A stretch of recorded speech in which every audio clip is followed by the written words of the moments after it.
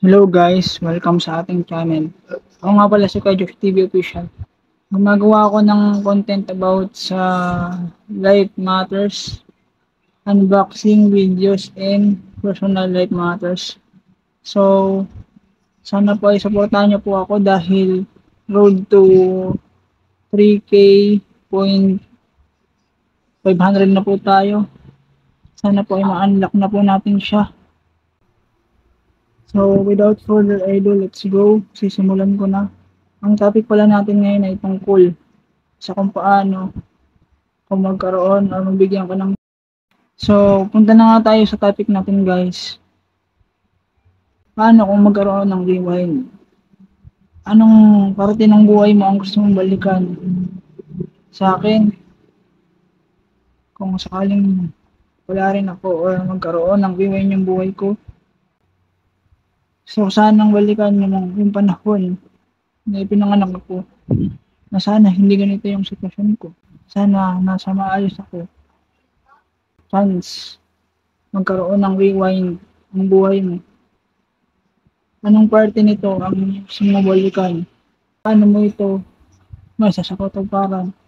So, hindi ka na, let's go. Mag-share lang ako sa inyo ng ilang mga details about doon sa nauuso to eh. Kung paano nga ba kung may rewind ang buhay mo? Ano yung mga gusto mong balikan para yung mga mali mong nagawa sa buhay may tama yung mga pagkakamali kong nagawa sa kasalukuyan at sa dati kong mga maling nagawa. Maging maayos yung pagkitungo ko sa iba. Yun yung mga gusto kong balikan na pagkakataon. Pakiwari ko kasi marami akong nagagawang pagkakamali sa buhay ko. Sa mga desisyon ko at sa mga sinasabi ko. Minsan kasi hindi ko na namamalayan na makakapagbitaw na pala ako ng hindi magandang salita. Na siyang nagiging dahilan kung bakit lalayuan ako ng iba. Masakit sa part yun. Kaya kung may pagkakataon na ma-rewind yung buhay natin, ayusin natin, or kahit walang rewind yung buhay natin, maging maayos yung pagkikitungan natin sa kapwa kasi yung pinaka-the na pwede natin gawin. Marami kang magiging kaibigan. At the same time, hindi ka mapag-iwanan. Sana lang maayos yung hindi ko na sinabi yung nasabi ko o yung nabitaw kong salita na hindi naman akma or hindi naman talaga dapat. Kasi sobrang nagigilty ako kapag meron akong taong na na-open kung baga. Sakit kasi sa part labhang mapanganib ito kung ito ay lalabas kasi pwedeng pwede kang humingi ng paumanhin or ng tawad sa taong pagbitawan mo ng hindi maganda. Pero yung impact nun sa kanila, dala-dala na nila. Kaya kung mapapansin nyo, di ba? Yung iba, parang unti-unti nang lumalayo. So, siguro, yun siguro yung mga bagay na gusto kong mabalikan. Kayo ba? Ano ba yung gusto nyong mabalikan sa buhay niyo? Yung mga nangyayari sa buhay niyo na gusto nyong i-rewind, gusto nyong ayusin.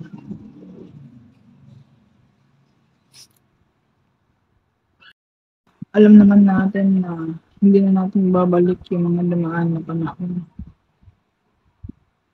Ang tanong lang dito, o halimbawa, paano kung mayroong rewind ang buhay?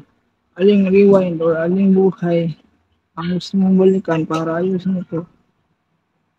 Para makitama yung mga bagay na nagawa mo hindi kaaya-aya at hindi akma sa'yo. So, paano guys? Magkita-kita tayo sa susunod nating video guys. Pwede kayong mag-suggest ng content na gusto ninyong talakayin natin sa channel na ito. Ilagay nyo lang sa comment section sa baba at babasahin ko na lang yung bawat comments na ibibigay nyo sa akin. So, paano? See you around. Kaya negative or positive comments, okay lang yan. At least comments yan. Mahalaga pa rin yan.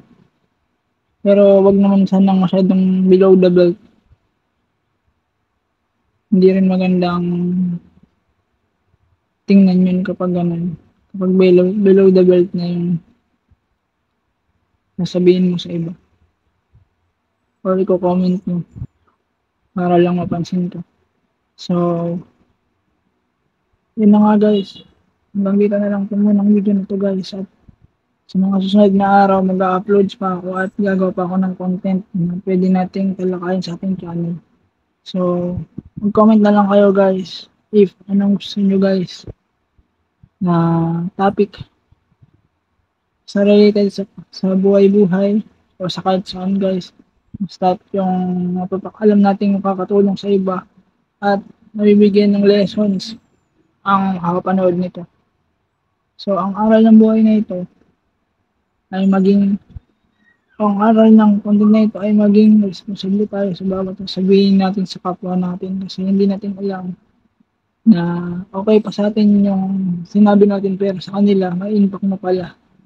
So, muli, humihingi ako ng tawa doon sa taong pagbitawan ko ng salita na hindi maganda. So, aminado naman ako doon. Kaya, eto na.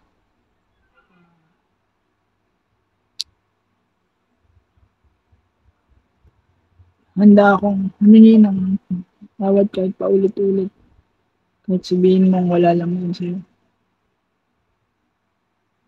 Feel ko kasi na mali ako sa part na yun.